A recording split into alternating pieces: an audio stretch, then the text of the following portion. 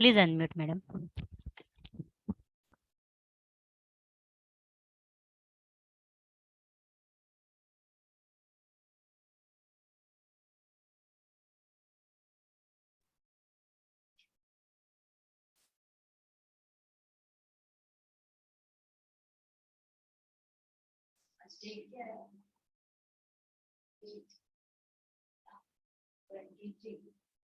Correct. नहीं याद, अभी भी नहीं याद आ रहा है? क्यों? स्कूल नहीं था आज? आज नहीं होता, आज फोर्थ सैटरडे है। अच्छा ओके, फर्स्ट टू थर्ड होता है, फोर्थ फर्स्ट। हाँ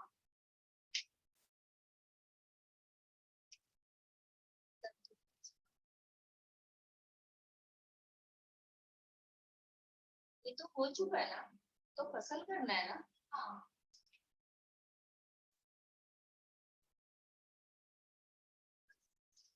मार्क्स पता चलेगा नहीं ना? क्यों इतना लेट क्यों कर रही हो? टाइम नहीं होगा, जिससे बात भी तो टाइम नहीं होगा।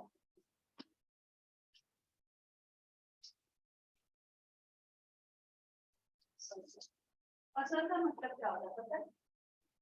फसल करना लाइक फार्मिंग, खेती। वो तो खेती है, खेती तो अलग चीज है। फसल मतलब क्या, जो उसमें उगाया जाता है उसको फसल बोलते हैं। जैसे गेहूं, धान। धान क्या होता है? ग्रेन है। धान चावल पता है ना? तो धान से ही चावल बनता है। जैसे धान के ऊपर धान होता है, वो जो पौधा होता है उसमें धान होता है। धान मतलब उसके ऊपर छिलका सा रहता है, फिर उसको साफ करके फिर चावल बनता है। और ये आपका जो गेहूं है, व्हीट जो है, वो उसके ऊपर भी छिलका होता है, तो वो भी साफ करने के बाद, हाँ साफ करने के बाद गेहूं बनता है। मैं सोच रही थी कि कैसे बनता है। ठीक है, तो ये इसको फसल बोलते हैं। जो भी अनाज होता है, अनाज और फसल सेम चीज है।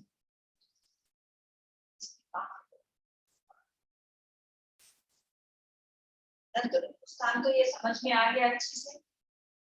इसमें क्या था, इसके बारे में बता रहा है, एक बच्चे के बारे में जिसका भी दांत एक है। हाँ, और वो उसके मुस्कान के ऊपर बता रहे हैं कि वो हंसता हुआ बच्चा कैसा लग रहा है, जैसे कीचड़ में कमल निकल आया, है ना। और वो बच्चा क्या करता है, उसकी माँ जो है वो कवि से उसको पहचान, उसका परिचित कराती है, उससे पहचान कराती है। और पहले तो वो एक तक ऐसा देखता रहता है, लेकिन जब माँ ने परिचय करा दिया तो वो उसको देखकर हंसता है, मुस्कुराता है।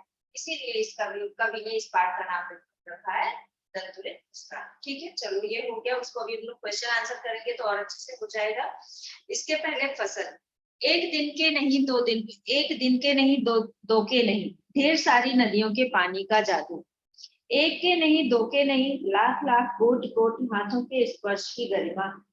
यहाँ पर किस चीज के लिए कहा गया है कि जो फसल होता है उसको किस किस चीज की जरूरत होती है? कोई भी चीज उगाने के लिए, कोई भी फसल उगाने के लिए किस किस चीज की जरूरत होती है? साइंस में प्रैक्टिकल कराते हैं ना, छोटे छोटे प्रैक्टिकल मीन्स बच्चों को सिखाने के लिए कि एक पौधे को किस किस चीज की नीड होती है, वो सिखाया जाता है ना। तो उसी तरह से हाँ, क्या क्या चाहिए उसको? सनलाइट, हाँ पानी देना पड़ता है, हाँ फर्टिलाइजर्स,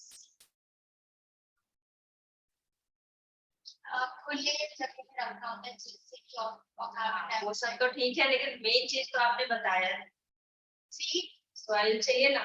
हाँ सॉइल, पहले तो मिट्टी चाहिए, फिर बीज चाहिए, उसके बाद आपको सनलाइट चाहिए, वाटर चाहिए, ऑक्सीजन चाहिए, सब कुछ चाहिए ना। ऑक्सीजन क्या, ऑक्सीजन तो वो निकालते हैं, कार्बन, हाँ कार्बन डाइऑक्साइड लेते हैं, ऑक्सीजन निकालते हैं। तो इस तरह से ये सारी चीजें, और उसके लिए क्या, हाथ की जरूरत। हाथ की जरूरत मीन्स कि लगाने के लिए, वो अपने आप से तो उगेगा नहीं, उसको पहले बीज को लगाना पड़ेगा।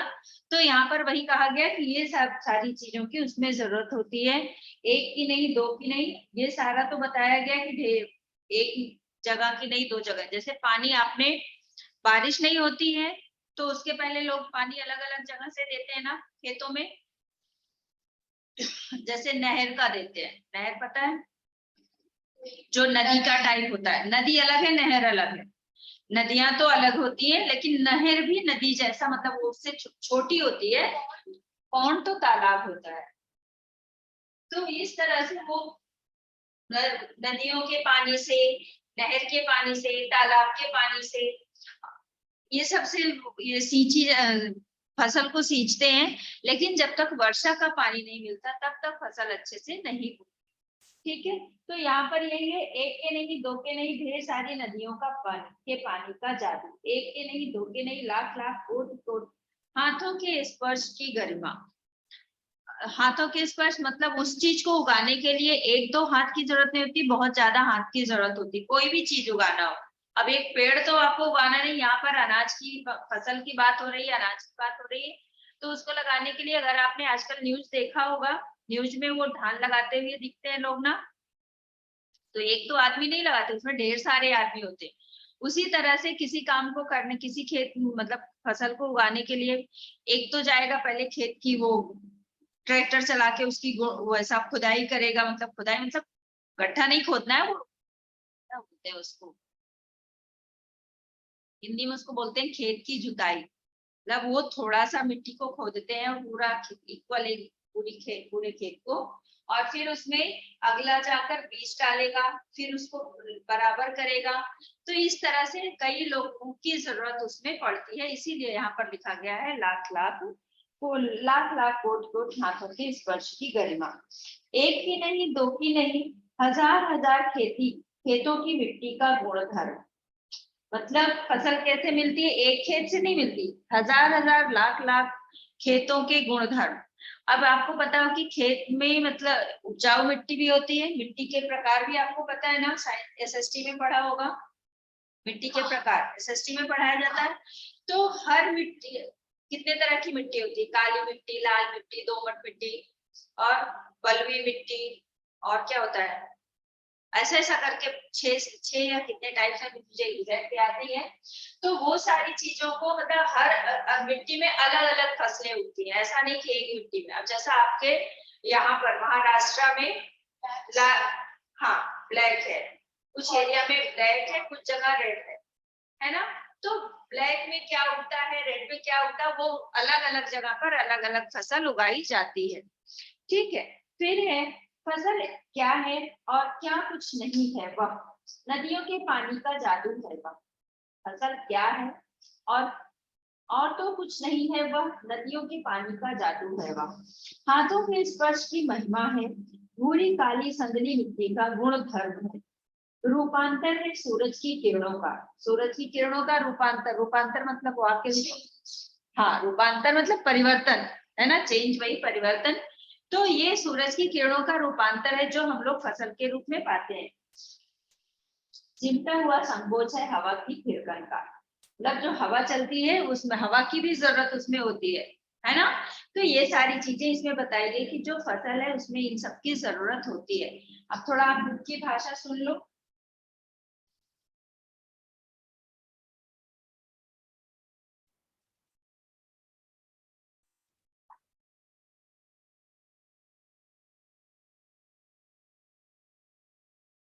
नागार्जुन फसलों की महिमा पर प्रकाश डालते हुए कहते हैं, ये जो खेतों में फसलें फल फूल रही हैं, इनमें एक नहीं, दो नहीं, अनेक नदियों का पानी समाया हुआ है।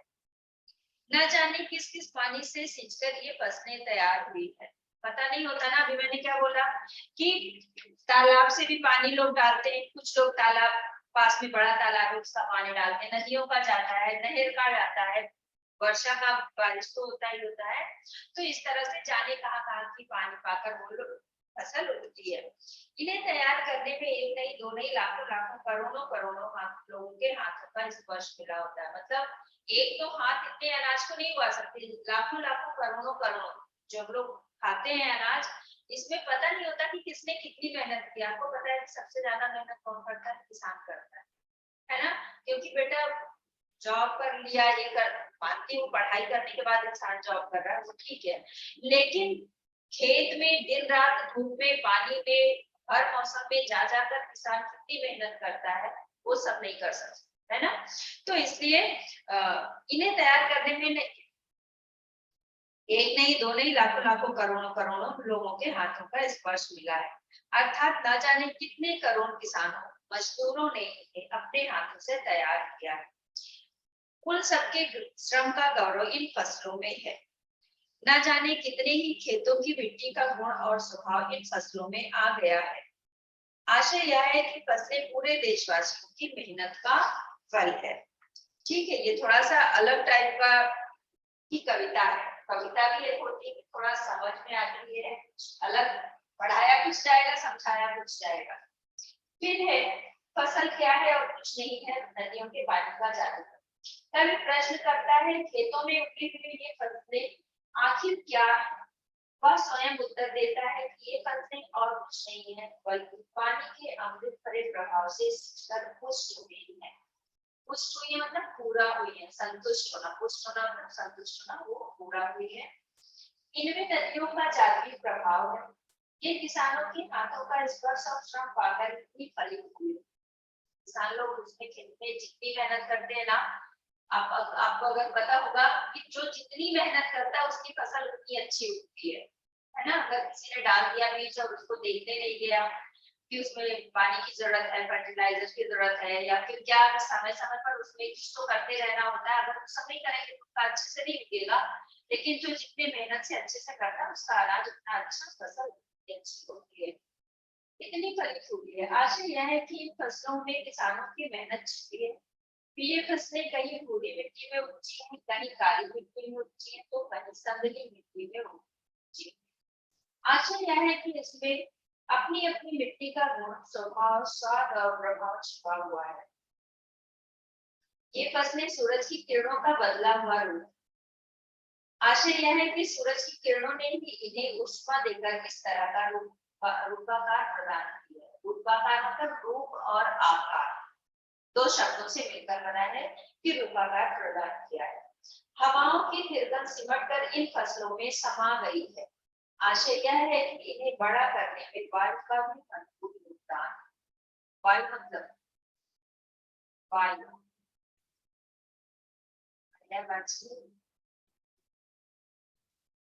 पर्यावरण, अभी नहीं,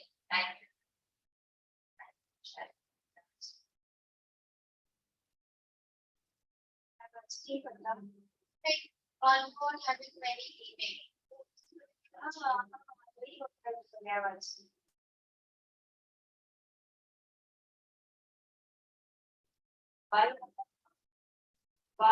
कमल, समीर, ये सब क्या है? पर्यायवाची शब्द है ना। तो वायु मतलब वायु क्या है? इन्हें बड़ा करने में वायु का भी भरपूर योगदान है। हवा, यानी ऊपर लिखा है ना, सिकता हुआ संकोच हवा के फिल्टर का।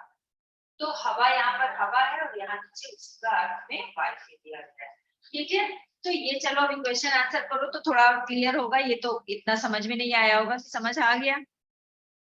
थोड़ा अलग टाइप का है ना, इसलिए नहीं इतना क्लियर हुआ होगा। तो क्वेश्चन आंसर लिख लो।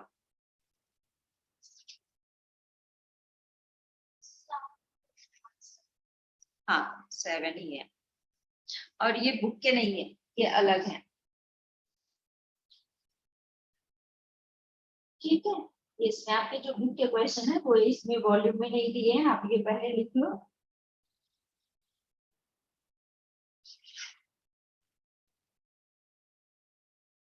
यह तंतुरित मुस्कान शिशु सौंदर्य के, क्वेश्चन नंबर 1।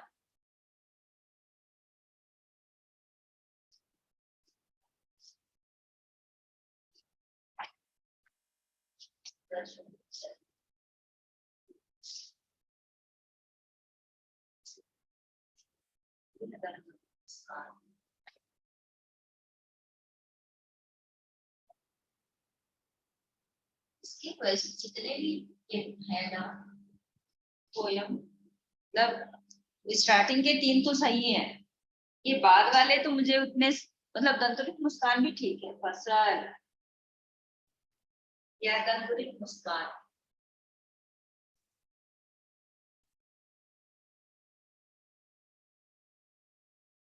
शिशु सौंदर्य के, शिशु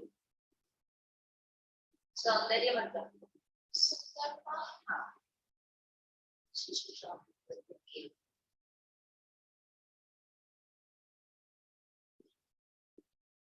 प्रभाव को व्यक्त करती है।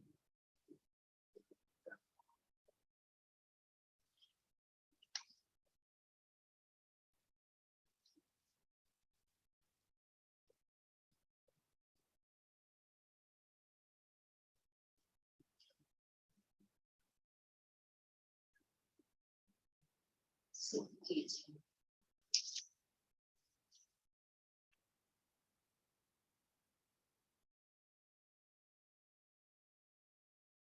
स्कूल में हुआ कि नहीं अभी ये टॉपिक?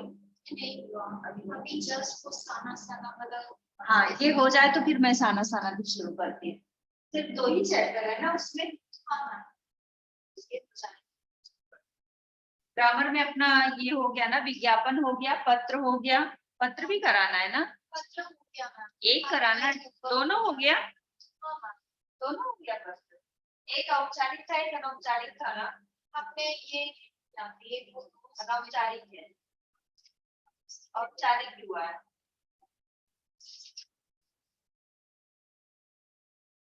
हाँ, औपचारिक भी है ना, मतलब दोनों हो गया है। तो आपका विज्ञापन भी हो गया, औपचारिक अनौपचारिक भी हो गया है। अभी बच्चा है अलंकार और बस वाच्य वाच्य नहीं हुआ ना अभी।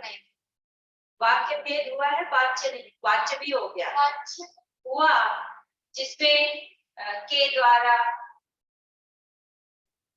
उसके द्वारा ये किया जा रहा है, वाच्य भी हो गया है। मुझे याद आ गया, वाच्य सिर्फ अलंकार बचा है, उसमें ग्रामर में पद परिचय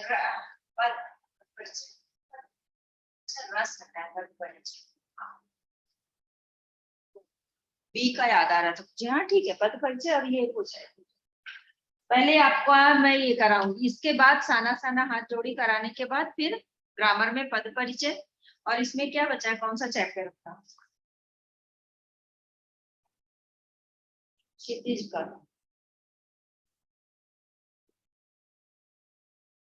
छाया मत छूना, ये तो नहीं है ना इस बार? अच्छा है, ठीक है। हाँ, पोर्शन में अभी लाइव। हाँ नहीं, लाइव नहीं, पोर्शन में देखती हूँ। ये पहले का टिक लगा रखा है ना, इसको हटाकर नया वाला करते हैं कि क्या है क्या नहीं करते।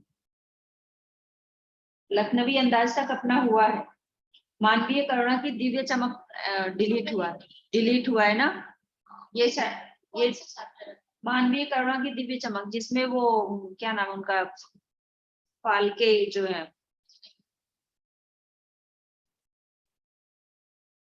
मैं देखती हूँ एक बार, पहले इसको हटाकर नया वाला लगाती हूँ। हाँ, मानवीय करुणा की दिव्य चमक नहीं है। एक कहानी यह भी है और नौबत खाने में इबादत ये है। ठीक है, कविता में आपका सब है शायद, मुझे लग रहा है इसी बात का, क्योंकि जॉर्ज पंचम की नाक मैंने कट की है।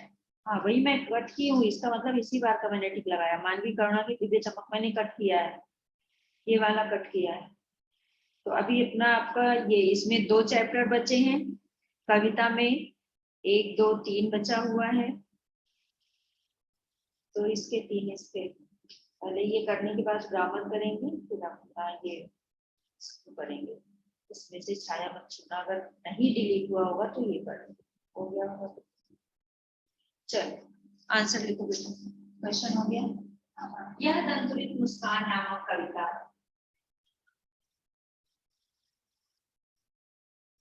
यह दंतुलित मुस्कान नामक कविता शिशु सौंदर्य के, नामक कविता शिशु सौंदर्य के प्रभाव को, शिशु सौंदर्य के प्रभाव को व्यक्त करती है।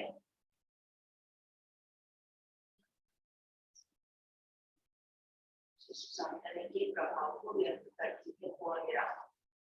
कवि कहता है कि, व्यक्त करती है पूर्णविराम। कवि कहता है कि नए नए, कवि कहता है कि नए नए शिशु की मनमोहक छवि, नए नए शिशु की मनमोहक छवि में, मनमोहक छवि में मनुष्य को प्रभावित करने की, में मनुष्य को प्रभावित करने की असीम शक्ति प्रभावित करने की असीम शक्ति होती है, असीम शक्ति होती है, पूर्ण विराम। नन्हा शिशु होती है, नन्हा शिशु, नन्हा ना आधा ना पूरा फिर आधा ना फिर हा, नन्हा शिशु जब दांत निकालता है, नन्हा शिशु जब दांत में दामे ऊपर वो चंद्रबिंदी रहेगा बेटा, चंद्रबिंदी ये क्या है अनुस्वार, हाँ दांत निकालता है और दांत निकालता है और प्रसन्न होकर, दांत निकालता है और प्रसन्न होकर मुस्कुराता है, मुस्कुराता है तो जैसे, मुस्कुराता है तो जैसे, मुर्दे में भी तो जैसे, मुर्दे माँ में छोटे ऊ की मात्रा, दा में ऊपर ए की मात्रा और ये वाला साइड वाला, हाँ डॉट भी लगाएंगे बेटा, मुर्दे नहीं डॉट नहीं, मुर्दे में भी जान आ जाती है, में भी जान आ जाती है, मुर्दे में भी जान आ जाती है, पूर्ण विराम। बांस और बबूल, बांस ऊपर चंद्रबिंदी रहेगा, हाँ बांस और बबूल जैसे, ये सब जानती है क्या है बांस और बबूल? बांस तो बैम्बू, हाँ बबूल एक पेड़ होता है बेटा जिसमें कांटे ही कांटे होते हैं, वो कैक्टस की बात में नहीं कर रही, वो पेड़ होता है, कैक्टस तो पौधा है, पेड़ होता है बड़ा सा, उसकी लकड़ी काफी मजबूत होती है और उसमें ना होती है और कांटे बहुत होते हैं, उसको बबूल बोलते हैं, ठीक है। बांस और बबूल जैसे कठोर लोगों के, बांस और बबूल जैसे कठोर लोगों के दिल भी, लोगों के दिल भी सरस हो उठते हैं, दिल भी सरस हो उठते हैं, पूर्ण विराम। सूनी झोपड़ियां, यहाँ का टेस्ट नहीं दिया आपने,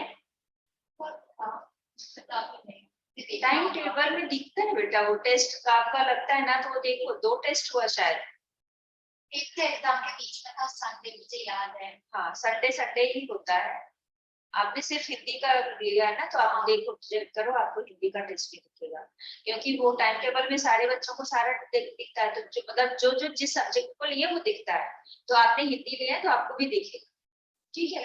तो वो टेस्ट तो लेट अटेम्प्ट भी आप उसको कर सकते हो, ठीक है।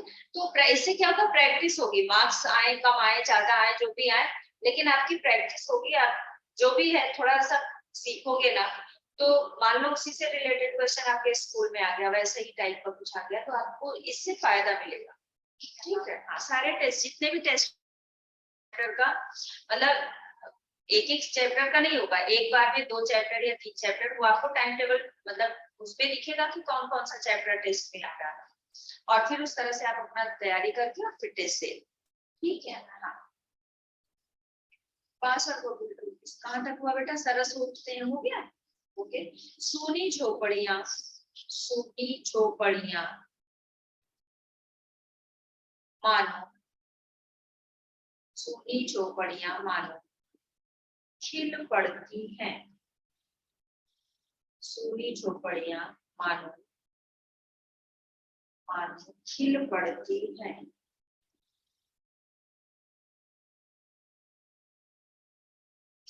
पत्थर मानो, पूर्ण विराम, खिल पड़ती है के बाद पूर्ण विराम, पत्थर मानो, आधा तो हाँ बीच में आधा था लगा दो, सही है, बीच में आधा था, हाँ पत्थर मानो पिघल पड़ते हैं, मानो पिघल पड़ते हैं, पूर्ण विराम, पत्थर मानो पिघल पड़ते हैं, पूर्ण विराम। बच्चे की तिरछी, नजरों से बच्चे एक सेकंड, बच्चे का तिरछी नजरों से देखना, बच्चों का तिरछी नजरों से देखना, बच्चों का तिरछी छ से छतरी वाला, हाँ, तिरछी नजरों से देखना और पहचान होने पर, तिरछी नजरों से देखना और पहचान होने पर मुस्कुराना, और पहचान होने पर मुस्कुराना बहुत ही सुंदर प्रतीत होता है। मुस्कुराना बहुत ही सुंदर प्रतीत होता है। पूर्ण विराम, बहुत ही सुंदर प्रतीत होता है। पूर्ण विराम। शिशु की होता है। पूर्ण विराम। शिशु की इस निर्दोष, शिशु की इस निर्दोष मुस्कान में, निर्दोष पे बेटा दा के ऊपर वो वाला रा रहेगा, रा रहेगा ना, इसके ऊपर पूरा रहता है ना, ऊपर वाला ऐसा। यस, निर्दोष मुस्कान में अद्भुत शक्ति, मुस्कान में अद्भुत शक्ति होती है।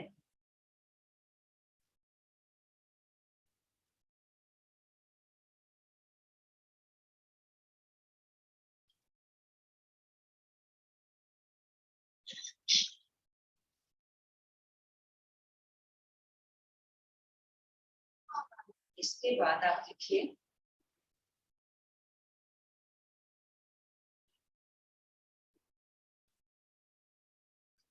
शिशु कब अन्वेष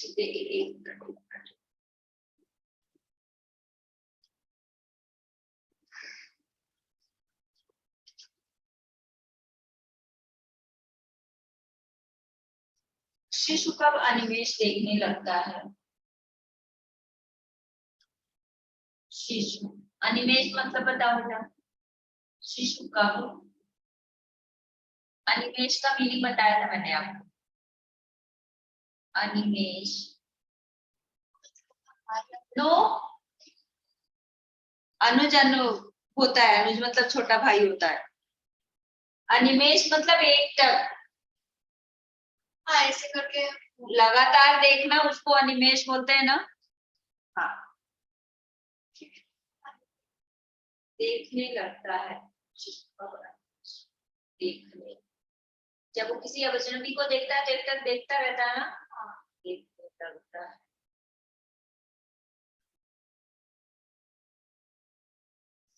उसकी मन स्थिति का वर्णन कीजिए।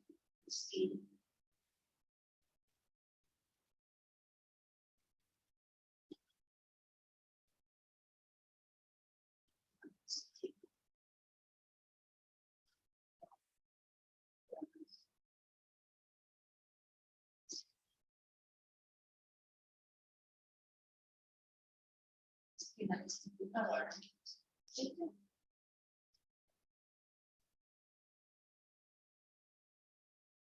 यहाँ पर वैसे मन स्थिति होता है, मन स्थिति का मन स्थिति, मन स्थिति, मन मतलब मन की स्थिति, मन स्थिति का वर्णन कीजिए।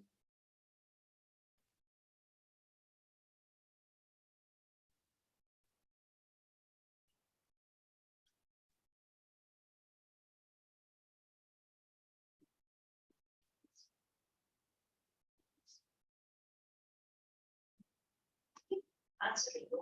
जब शिशु किसी अनजान, जब शिशु किसी अनजान,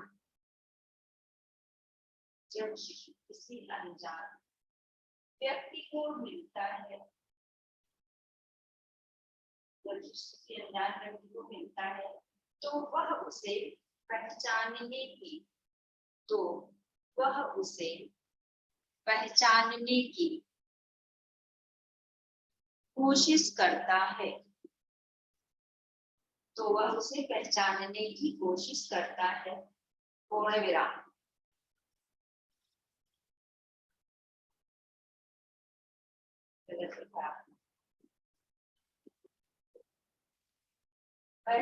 जानने, चा में आपकी मात्रा लगाओ, इच्छा नेगेटिव है, चा बनाओ, चा से हो चाहिए, यहाँ पर एक ना बनाओ और इसकी मात्रा लगाओ, ये मात्रा लगाओ।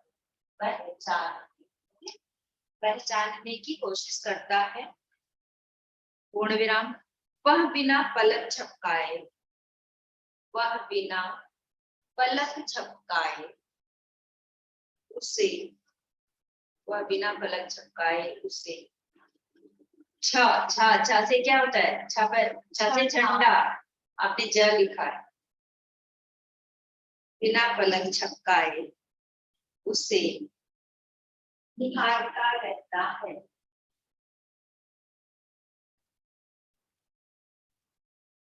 बिना पलक झपकाए उसे निहारता रहता है, पूर्ण विराम। वह मानो उसके भाव को, वह मानो उसके भाव को पढ़ने की कोशिश करता है, वह मानो उसके भावों को पढ़ने की कोशिश करता है, पढ़ने की कोशिश करता है। ठीक है, पढ़ने की कोशिश करता है, पूर्ण विराम।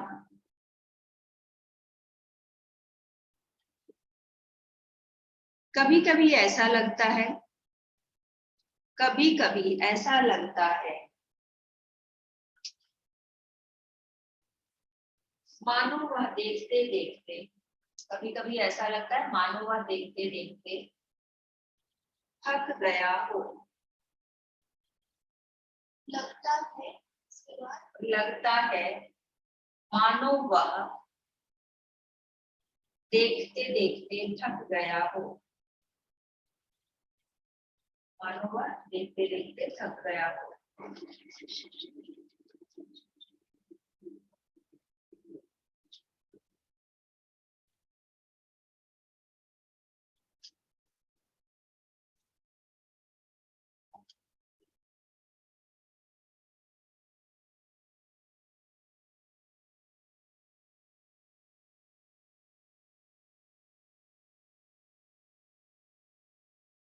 क्या था वाला?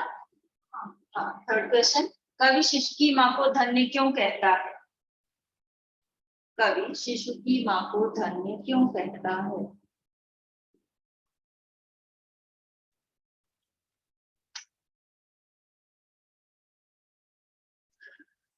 बेटा आपका पोर्शन होने के बाद भी, अभी तो आपको मैं होमवर्क दे रही हूँ, लेकिन जब आपका पोर्शन हो जाएगा, मान लो आप यहाँ से मतलब पोर्शन होने के बाद आपका डाउट सॉल्विंग और ये सब रहेगा, उसके बीच में आप प्रैक्टिस करते रहना, राइटिंग प्रैक्टिस करते रहना। अभी इस बार का जो, वैसे तो क्या इधर बीच कई सालों से लैंग्वेज में भी बच्चों के फुल मार्क्स आते हैं, पहले नहीं आता था। मैंने शायद आप इसको, इसके पहले भी आपको ये बात बताई हो कि लैंग्वेज में फुल मार्क्स कभी नहीं आता था पहले। अगर किसी टीचर ने दे दिया तो क्वेश्चन मार्क लगता था कि आपने फुल कैसे दिया, लेकिन अभी आता है। इस बार बच्चों के मतलब 90 प्लस में गए, 97 तक गए, 98 तक गए, 99 तक शायद गए, लेकिन 100 नहीं आए। उसका कारण क्या था कि राइटिंग ज्यादा दे दिया गया, टर्म वन में उनको इतनी प्रैक्टिस नहीं करनी हुई, क्योंकि उसमें तो एमसीक्यूज थे, बच्चे भी आलसी हो जाते हैं कि हाँ क्या करना है, क्यों प्रैक्टिस करना जब लिखना नहीं है। तो टर्म वन तो उन लोगों ने प्रैक्टिस बिल्कुल बंद कर दी जब उनको पता चला कि मुझे एमसीक्यूज में आंसर देने हैं। ठीक है, तो टर्म टू में वो डबल लिखाने लगे, अब उसमें बच्चों के नंबर मतलब क्वेश्चन छूटे होंगे, मुझे ऐसा लगता है। तो शायद, मैंने अभी सबका तो मुझे आइडिया नहीं, लेकिन मैंने जहां तक देखा है अभी तक कि बच्चों के 100 नहीं आए, जबकि अभी 2 साल पहले बच्चों के 100, हिंदी में भी 100 आए। तो इसीलिए मैं बोल रही हूँ कि प्रैक्टिस मत छोड़ना, प्रैक्टिस करते रहना। पहली चीज तो ये लिखने का रहेगा, दूसरा रहेगा आप पत्र लिखना, या फिर आपको लिखने के लिए क्या आता है, अनुच्छेद लिखने का रहेगा, विज्ञापन है, ये सब तो मस्ती वाली चीजें हैं। बीच में थोड़ा सा टाइम निकालो, आधा घंटा दिन में हिंदी के लिए टाइम निकालो, कैसे भी। वैसे आपकी राइटिंग का प्रॉब्लम नहीं है, आप लिखते भी इतना गलती भी नहीं लिखते हो, बहुत बच्चे तो बहुत गलत करते हैं। तो ये सारा जब सबका आप मतलब सब चीज आपका सही है, तो ऐसा ना हो कि थोड़ी सी गलती की वजह से आपके मार्क्स जाए। ठीक है, तो इसके लिए प्रैक्टिस करते रहना, नए नए शब्द सीखने को मिलेंगे। और जो पत्र अलग अलग तरीके का लिखोगे ना, तो एग्जाम में वही सारे पत्र उसी में से एक आएगा, तो वो आप पहले से लिखे रखोगे तो आपको आइडिया लग जाएगा ना कि पत्र कैसा लिखा था, तो काफी कुछ आपको इस यहाँ से हेल्प मिलेगी। तो इसीलिए मैं बोल रही हूँ कि आपका पोर्शन, अभी तो पोर्शन चल रहा है फिलहाल, अभी चलेगा लंबा, आपको होमवर्क भी मिल रहा है, लिखाया भी जा रहा है, लेकिन मैं बात के लिए बता रही हूँ कि यहाँ से सब होने के बाद भी आप प्रैक्टिस करते रहना। ठीक है, चलिए हम ये देखो, क्वेश्चन हो गया। कवि शिशु की माँ को धन्य जीव कहता है, आंसर देखिए। कवि शिशु की माँ को, कवि शिशु की माँ को दो कारणों से, कवि शिशु की माँ को दो कारणों से धन्य कहता है, दो कारणों से धन्य कहता है, कहता है। यस, आगे नंबर 1, उसने ऐसे प्यारे शिशु को, उसने ऐसे प्यारे शिशु को जन्म दिया, पूर्ण विराम। उसने ऐसे प्यारे शिशु को जन्म दिया, पूर्ण विराम। दूसरा नंबर 2, वह नित्य शिशु की, वह नित्य शिशु की निश्चल, नित्य शिशु की, वह नित्य शिशु की निश्चल, ये आधा वो वाला ये वाला, और फिर निश्चल। निश्चल मतलब जिसके अंदर किसी तरह का छल ना हो, छल मतलब किसी को धोखा देने का ना हो। निश्चल मुस्कान का, निश्चल मुस्कान, मुस्कान का सुख लूटती है, मुस्कान का सुख लूटती है। सुख लूटना मतलब सुख प्राप्त करती है। सुख में छोटे उ की मात्रा, ला में बड़े उ की मात्रा।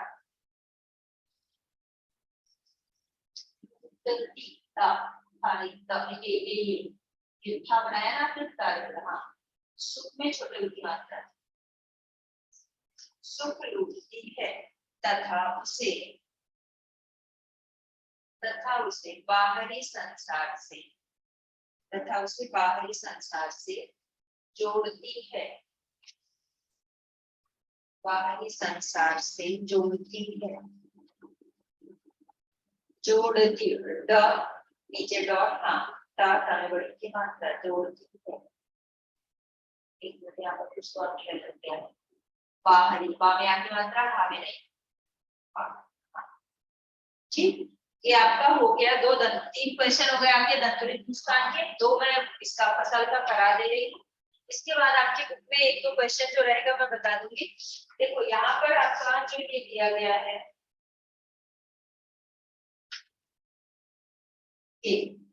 प्रतिपाद्य, कविता का प्रतिपाद्य। कभी कभी क्या आता है कि फसल कविता का प्रतिपाद्य लिखिए, ठीक है, तो यहाँ से आप ये पढ़ के रखना। प्रतिपाद्य अगर पूछा जाएगा कि उसका अर्थ, हाँ, समरी, उसका अर्थ क्या है, उसमें क्या बताना चाहता है पूरे उस पाठ में, यानी उस कविता में क्या बताया गया। प्रतिपाद्य तो उसका क्या आशय है, उसका क्या, वो क्या संदेश देना चाहता है, मतलब उसकी समरी टाइप कर दिया। ठीक है, तो ये पढ़ के जरूर रखना।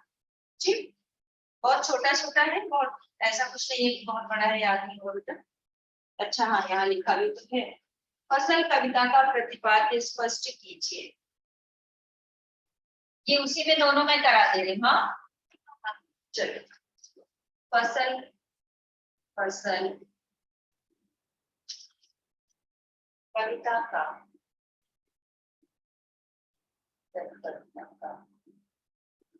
प्रतिपाद्य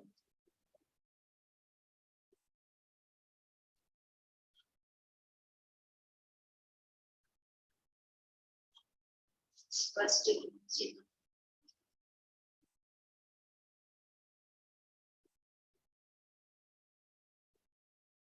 स्पष्ट कीजिए।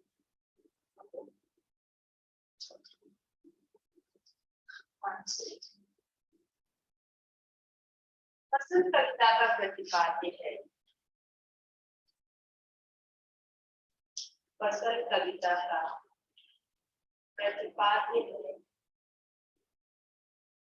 प्रतिपाद्य प्रतिपाद्य प्रतिपाद्य उसी क्या है? फसलों के उत्पादन में काम आने वाली फसलों के उत्पादन कैसे लिखेंगे? उत्पादन ऐसा। फसलों के उत्पादन में काम आने वाले फसलों के उत्पादन में काम आने वाले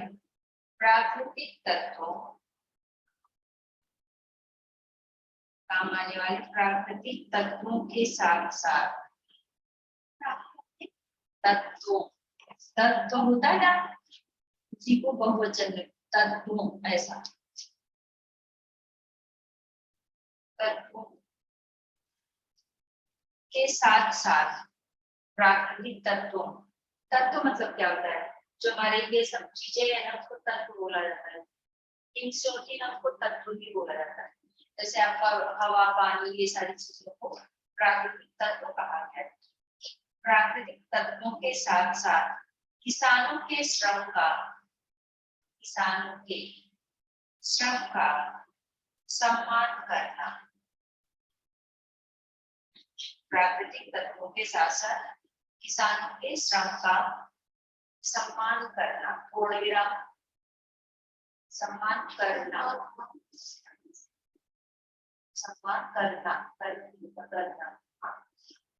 पूर्ण विराम। कवि कहना चाहता है कि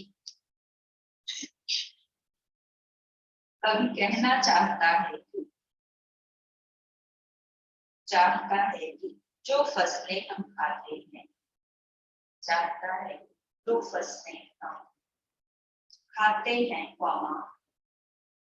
उनके लिए किसी एक व्यक्ति, जो फसलें हम खाते हैं उनके लिए किसी एक व्यक्ति,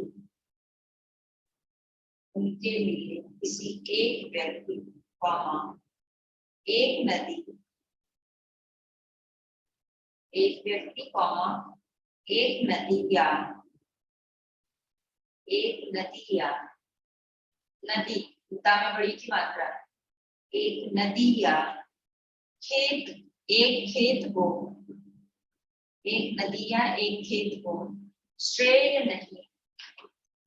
को श्रेय नहीं दिया जा सकता। श्रेय बेटा, श्रेय नहीं, श्रेय ऐसा। श्रेय नहीं दिया जा सकता। पूर्ण विराम। नहीं दिया जा सकता, पूर्ण विराम। जब नदियों के जल सब नदियों के जल सब मिट्टियों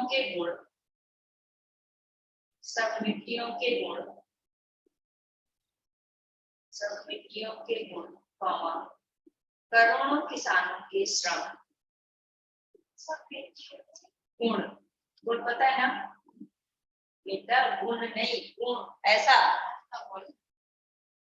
ये क्वालिटी हाँ, गुण आपका वो सही है, लेकिन हिंदी में ऐसा लिखा जाता है। गुण मतलब भी सही चीज है, ठीक है, वो उनके अंदर ये गुण है, तो उसको हिंदी में ऐसा उनके अंदर ये गुण है ना। गुण और गुण का मीनिंग सेम है। अभी आप पोएम में कहीं पढ़ोगे ना तो गुण ही लिखा हुआ मिलेगा, लेकिन अगर शुद्ध लिखा जाए वैसा कि हिंदी में लिखा है तो आपका ये गुण होता है, ठीक है। ये आईसीएससी में एक चैप्टर है, कविता ही है, लाठी में गुण बहुत है। गुण मतलब गुण को ही बताया गया, लाठी में गुण बहुत है, सदा राखिए सब, ठीक है। राखिए मतलब रखिए, तो गुण वहां पर गुण लिखा है, लेकिन उसका मतलब होता है गुण, ठीक। मिट्टियों के गुण, करोड़ों किसानों के श्रम। करोड़ों, करोड़ों लिख लेंगे, वो मेरे बेटा करोड़, करोड़ों,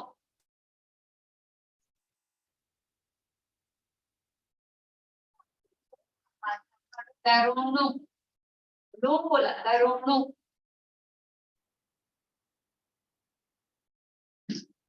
करोड़ों, किसानों के श्रम, करोड़ों किसानों के श्रम और खुली हवा, करोड़ों किसानों के श्रम और खुली हवा, खुली हवा में बड़ी की मात्रा, खुली हवा डैश धूप, खुली हवा डैश धूप, डैश बोला बेटा और नहीं बोला मैंने ऐसे डैश, अच्छा आप ऐसा लगाते हो पूर्णविराम में समझेगा, ठीक है। से योजक चिन्ह आपको पता है, योजक,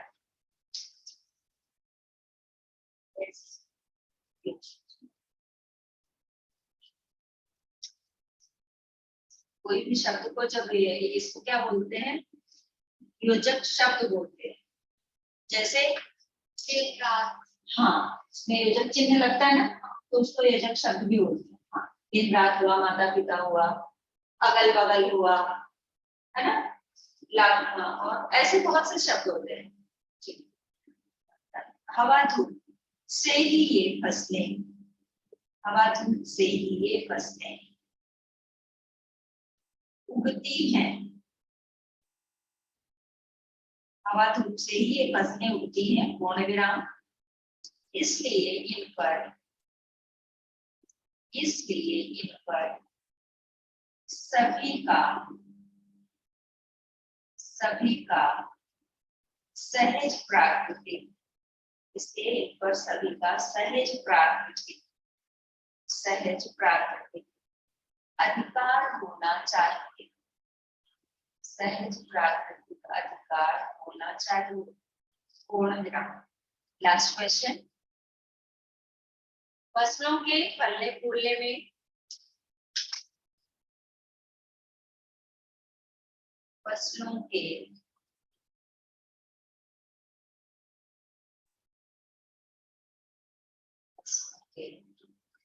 फलने,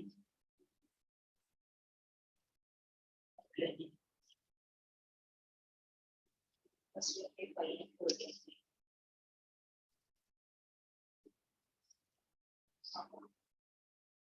और धूप, और किस प्रकार योगदान करते हैं,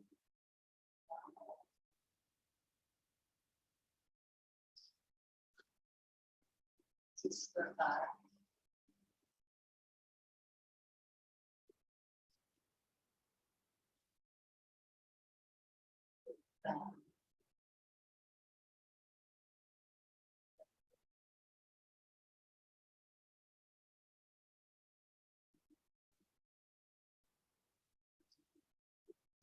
इस प्रकार योगदान करते हैं। फसलों के फलने फूलने में, फसलों के फलने फूलने में हवा और धूप, फसलों के फलने फूलने में हवा और धूप बहुत बड़ी भूमिका निभाते हैं, बहुत बड़ी भूमिका निभाते हैं, बहुत बड़ी भूमिका निभाते हैं, पूर्ण विराम, बहुत बड़ी भूमिका निभाते हैं, पूर्ण विराम। अपनी किरणों से, अपनी किरणों से, अपनी किरणों से फसलों को हरियाली, अपनी किरणों से फसलों को हरियाली प्रदान करती है, फसलों को हरियाली प्रदान करती है,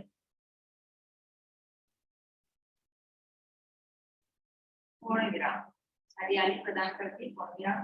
हवा ना जाने कैसे कैसे, हवा ना जाने कैसे कैसे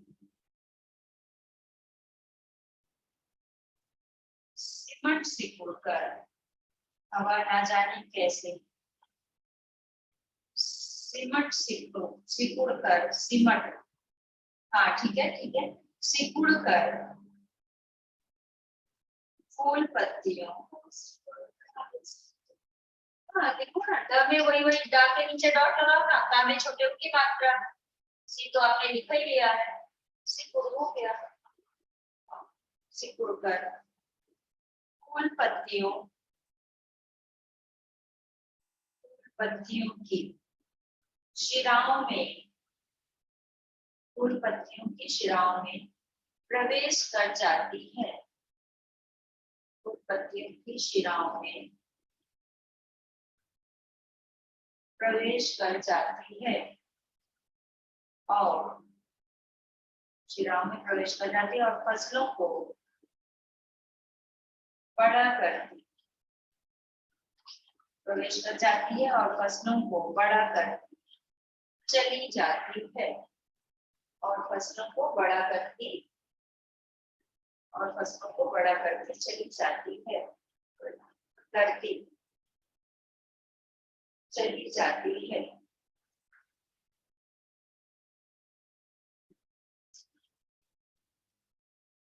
इसमें से दो प्रश्न आपको होमवर्क में कर लेना है, जो ये वाला second and third, second and fourth, okay. लेकिन बेटा इसके अंदर के जितने भी क्वेश्चंस हैं सब पढ़ना है, क्योंकि जरूरी नहीं आपको जो पीछे दिया है वो तो है ये, यहाँ से जो क्वेश्चन दिए कभी कभी इसके पीछे भी क्वेश्चन आ जाता है एग्जाम में, ठीक है। तो पढ़ना आपको सब है। अभी आज आपका ये चैप्टर कंप्लीट हुआ, अभी मैं बुक लाई हूँ, तो आज हम लोग शुरू कर लेते हैं, साना साना हाथ जोड़े स्टार्ट कर लेंगे, होगा तो कुछ नहीं लेकिन शुरू तो हो ही जाएगा। लेकिन आप पहले आपकी नोटबुक में चेक कर लूं उसके पहले, ताकि करते करते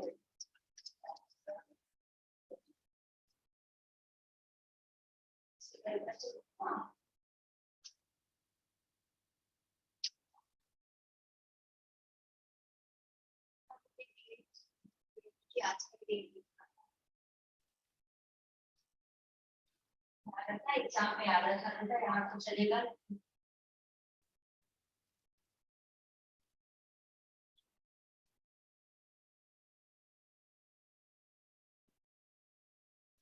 हो गया तो अब हो जाएगा, तो मैं बता शुरू कर, है ना।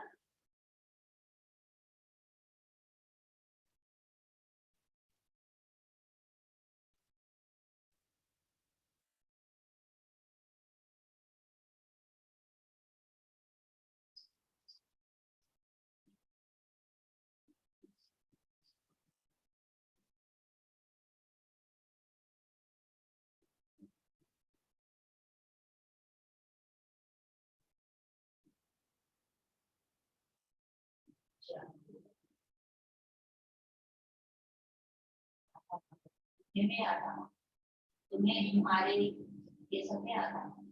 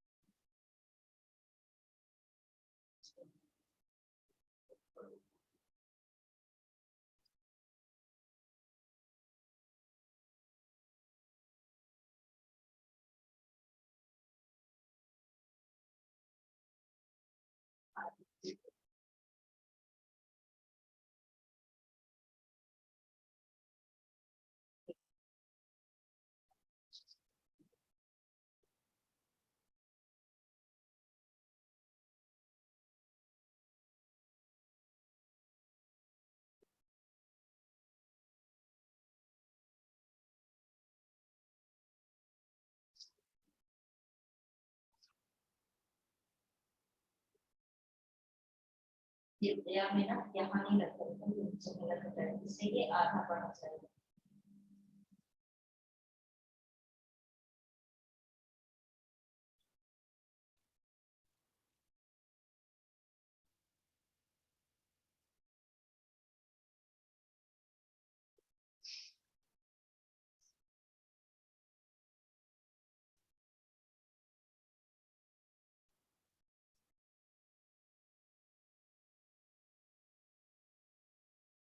डॉट लगाया करो।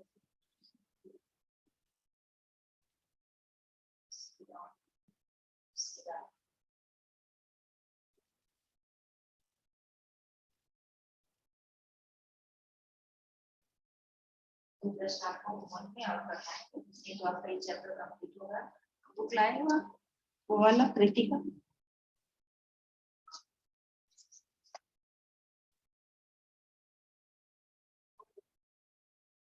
दूसरी बुक ले आई, हिंदी भी का है। हाँ, ध्यान ही नहीं दिया, बस ये आता है। वो भी है, कृतिका भी है मेरे पास। आपको थोड़ा समझाऊंगी, ज्यादा तो पढ़ना नहीं है। साना साना मत। चलो नेक्स्ट लेक्चर में भी बुक लेकर आती हूँ, आज तो हो गया टाइम। सुनो, नेक्स्ट लेक्चर हम लोग साना साना करेंगे, तो उसके लिए 2 या 3 लेक्चर तो जाएगा, लंबा है ना। हाँ, तो 2 या 3 लेक्चर तो जाएगा। वो कंप्लीट होने के बाद हम लोग ग्रामर का वो आपका टॉपिक कर लेंगे, ठीक है। और अगर उसके बीच में आपका कोई टेस्ट या कुछ आता है तो आप मुझे बताओ, उसके बाद उसके बीच में टेस्ट होगा तो जो रहेगा पोर्शन में वो बताना। यदि यहाँ नहीं हुआ है तो ठीक है, कोई बात नहीं, फिर आप रिवाइज कर सकते हो। नहीं हुआ है तो मुझे बताना, मैं करा।